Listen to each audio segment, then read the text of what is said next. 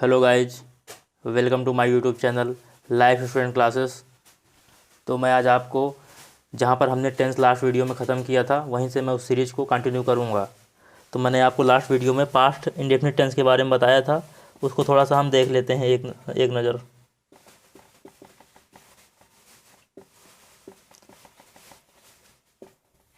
Past indefinite tense में मैंने आपको बताया था कि जो इसका सिंपल सेंटेंस होता है तो उसमें आपको वर्ब की सेकंड फॉर्म का यूज़ करना होता है, और जो इसके नेगेटिव और इंट्रोगेटिव वाक्य होते हैं वहाँ पर मैंने आपको बताया था कि डिड के साथ वर्ब की फर्स्ट फॉर्म का यूज होता है। अगर नाट आता है तो नाट भी लगा सकते हैं आप यहाँ पर, प्लस वर्ब की फर्स्ट फॉर्म का यूज होता है। और जो अफर्मेटिव सेंटेंस है वहाँ सेकंड फॉर्म का, और जो नेगेटिव और इंट्रोगेटिव वाक्य है वहाँ पर फर्स्ट फॉर्म का यूज होता है। और जबकि मैंने आपको बताया था कि जो प्रेजेंट इंडेफिनिट टेंस होता है वहाँ पर वर्ब की फर्स्ट फॉर्म में यस या ईएस का प्रयोग होता है, और जो निगेटिव और इंट्रोगेटिव वाक्य होता है वहाँ पर डू डज के साथ नॉट प्लस वर्ब की फर्स्ट फॉर्म का यूज करते हैं हम। तो आज हम उसी के आगे पास्ट कंटिन्यूअस टेंस को देखेंगे।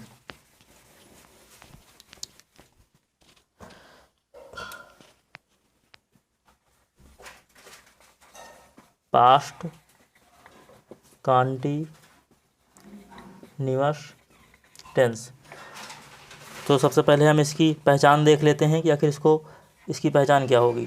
तो जिन हिंदी वाक्यों के अंत में रहा था, रही थी, रहे थे,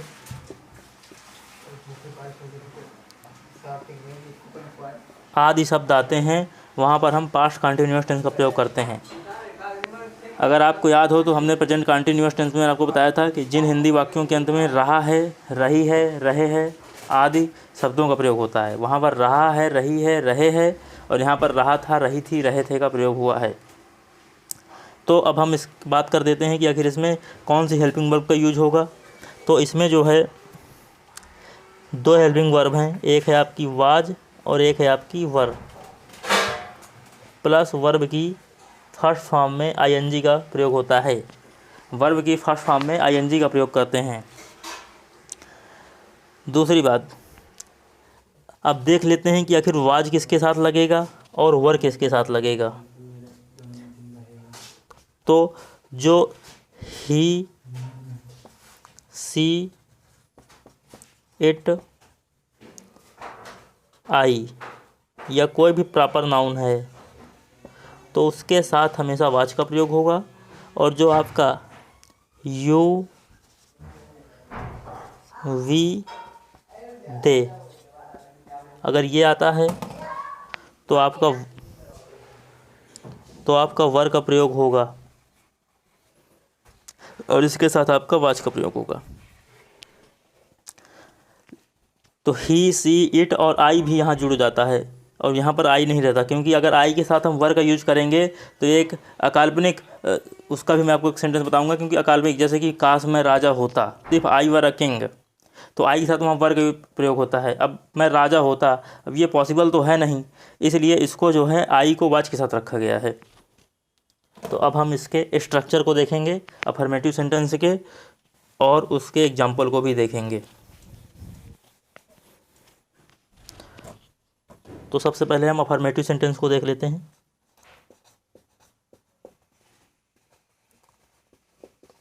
अफर्मेटिव सेंटेंस, इसका आखिर स्ट्रक्चर क्या होगा।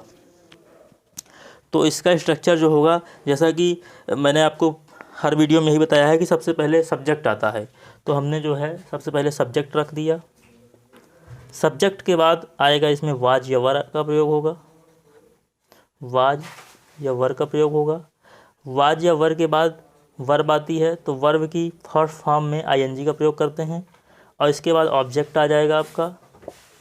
ऑब्जेक्ट के बाद आपका अदर वर्ड जो भी होंगे वो आ जाएंगे। तो अब हम इसके एग्जाम्पल को ले लेते हैं। आखिर example, subject plus helping verb plus main verb plus object plus other. अब हम इसके एग्जाम्पल को लेंगे। एग्जाम्पल है, सोनू निगम स्टेज पर गाना गा रहा था। सोनू निगम स्टेज पर गाना गा रहा था। सोनू निगम स्टेज पर गाना गा रहा था। अब हम सबसे पहले देखेंगे कि आखिर इसमें सब्जेक्ट क्या है। तो सब्जेक्ट मैंने आपको बताया था कि कोई भी प्रॉपर नाउन जब होता है तो सब्जेक्ट होता है। तो ये आपका नाउन, सोनू आपका, ये निगम, सोनू निगम ये पूरा नाम है आपका, तो ये आपका सब्जेक्ट हो गया। तो पहले सब्जेक्ट को रखेंगे, सोनू निगम। अब सोनू निगम आपका सिंगुलर सब्जेक्ट है, इसलिए इसके साथ वर्ब का प्रयोग तो होगा नहीं और इसके साथ वाज का प्रयोग होगा। तो सोनू निगम वाज स्टेज पर गाना गा रहा था। वाज सिंगिंग, सिंग हो गई आपकी फर्स्ट फॉर्म हो गई और फर्स्ट फॉर्म के साथ आईएनजी का प्रयोग होगा। तो वाज सिंगिंग अ सॉन्ग, एक गाना गा रहा था, singing a song on the stage.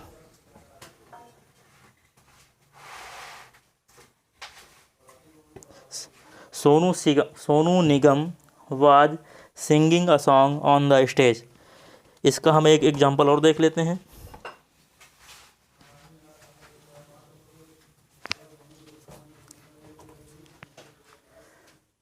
मोर जंगल में नाच रहा था।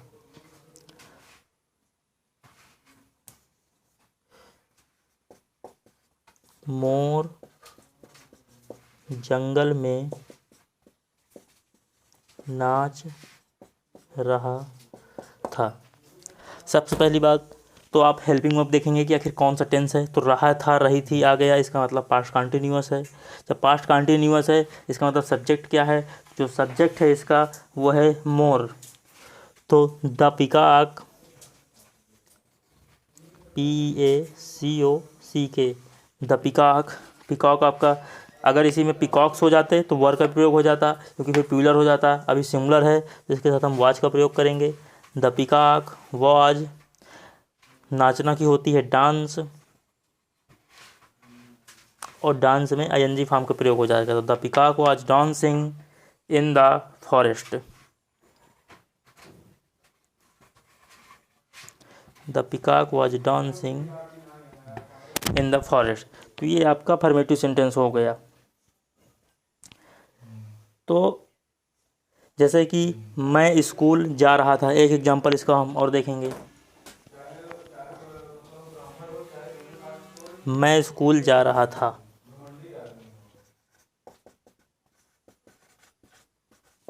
मैं स्कूल जा रहा था। तो मैंने आपको बताया था कि जो ही, सी, इट या भी कोई भी प्रॉपर नाउन आता है और आई के साथ मैंने आपको बताया था कि वाज का प्रयोग होता है। तो आई वाज, जा रहा था going, I was going to school. I was going to school, मैं स्कूल जा रहा था। अब हम इसके निगेटिव स्ट्रक्चर को देखेंगे कि आखिर इसका निगेटिव स्ट्रक्चर क्या होगा। तो मैंने आपको बताया था कि जस्ट हेल्पिंग वर्ब के बाद नॉट का प्रयोग हो जाता है। तो वाज वर्ब के बाद जस्ट यहाँ पर नॉट का प्रयोग होगा, प्लस वर्ब की फर्स्ट फॉर्म में आईएनजी का प्रयोग होगा, प्लस आपका ऑब्जेक्ट होगा, प्लस आपका अदर वर्ड होगा।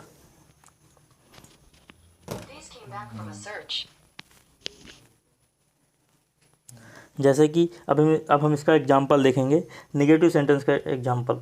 जैसे कि माली पौधों को पानी नहीं दे रहा था। माली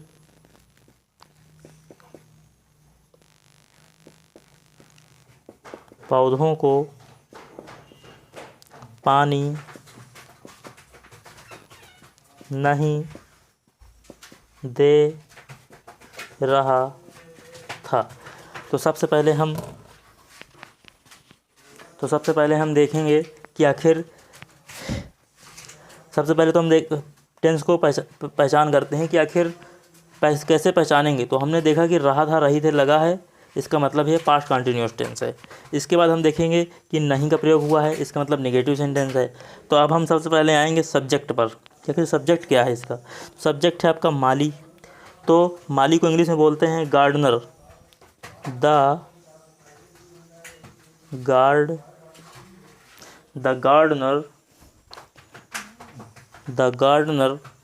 गार्डनर के साथ वाज का प्रयोग होगा। वाज के बाद नाट का प्रयोग होगा। वाज नाट पानी दे रहा था, यानी watering the plants. WATERING, watering the plants.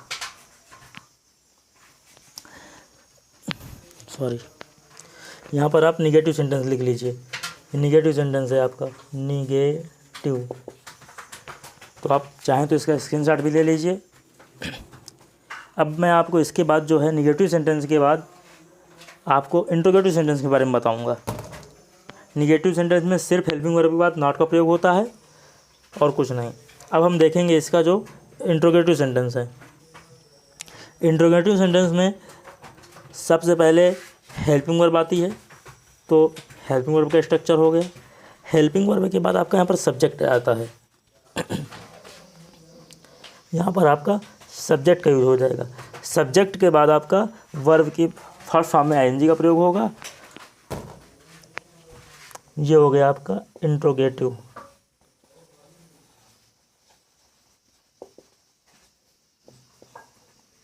Interrogative sentence. अब हम इंट्रोगेटिव सेंटेंस के भी कुछ एग्जांपल ले लेते हैं। क्या स्टेज पर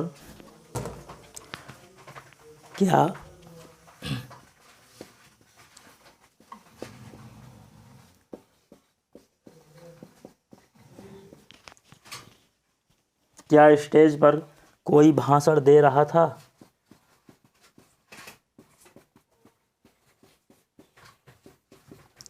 तो जैसा कि हमने देखा कि जो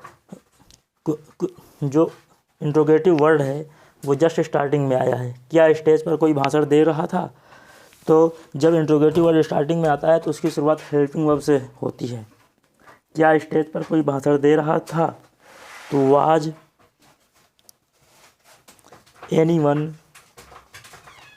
क्या was anyone delivering, DELIVERING, delivering, was anyone delivering the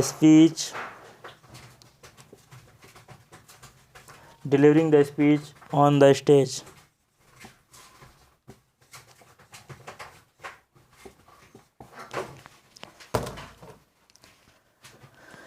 ये आपकी हेल्पिंग वर्ब हो गई। ये आपका सब्जेक्ट हो गया। ये जो कोई है आपका वाज एनीवन डिलीवरिंग मतलब भाषण देना हो गया। वर्ब की फर्स्ट फॉर्म में आईएनजी का प्रयोग किया है। क्या दे रहा था? स्पीच। देना को तो डिलीवरिंग, यानी भाषण देने को ही पूरा बोलते हैं डिलीवरिंग द स्पीच। ये पूरी मीनिंग होती है इसकी, भाषण देना को delivering the speech and deliver the speech. Stage पर, ऑन द स्टेज। अब हम इसी के एक निगेटिव सेंटेंस को देख लेते हैं।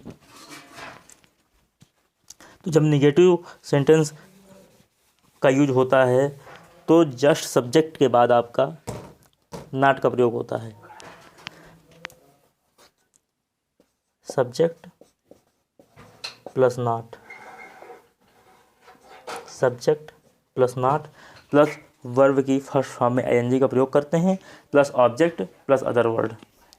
तो अब हम इसके एग्जाम्पल को देखेंगे। एक तो आपका ये हो गया।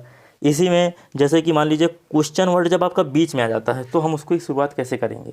तो जब क्वेश्चन वर्ड बीच में आता है तो उसका WH वर्ड स्टार्टिंग में आ जाता है, प्लस फिर आता है आपका जो आपकी हेल्पिंग वर्ब है वाज वर्ब, प्लस आपका सब्जेक्ट, प्लस आपका नॉट हो गया, प्लस सब्जेक्ट।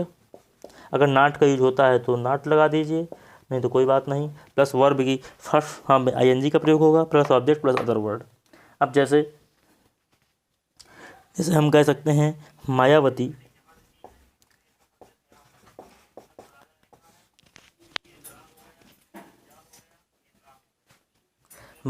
अपने भाषण में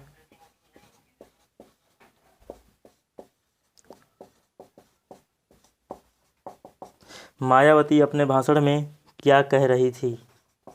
क्या कह रही थी? तो ये इंट्रोगेटिव वाक्य हो गया।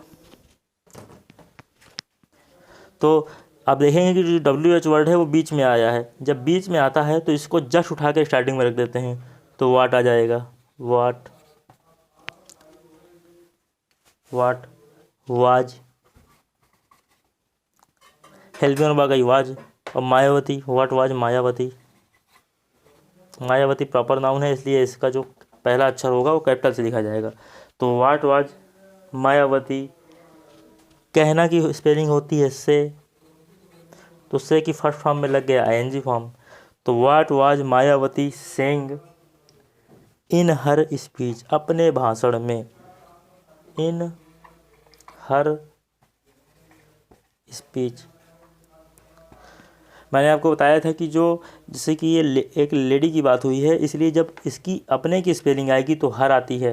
अगर आई का प्रयोग हुआ है तो आई के साथ माई का प्रयोग होता है, ही के साथ हिज का प्रयोग होता है, दे के साथ देयर का प्रयोग होता है। जैसे कि हम कह सकते हैं वे अपने गांव जा रहे थे, तो they are going to her village. वो अपने गांव जा रहे थे, they were going to her village. तो दे के साथ नहीं, हर नहीं, देयर विलेज, सॉरी हर नहीं, देयर विलेज नहीं, वे अपने गांव जा रहे थे, तो they were going to her village. नहीं, हर नहीं, their village, sorry their village होगा, क्योंकि दे के साथ हमेशा देयर का प्रयोग होता है। हर का जो प्रयोग होता है वो सी के साथ होता है। तो मैंने आज आपको पास्ट कंटिन्यूअस टेंस के बारे में बताया। अगर आपको कहीं भी डाउट हो तो आप मुझसे पूछ सकते हैं। अब हम नेक्स्ट वीडियो में पास्ट परफेक्ट टेंस के बारे में देखेंगे। अगर आपको कोई भी डाउट होता है तो आप मुझसे कमेंट में पूछिएगा, और हम अब नेक्स्ट वीडियो में, और मैं अभी आपको एक वीडियो लेकर आऊँगा आर्टिकल का, कि आर्टिकल में ए का प्रयोग कहाँ होगा, एन का प्रयोग कहाँ होगा और द का प्रयोग कहाँ होगा।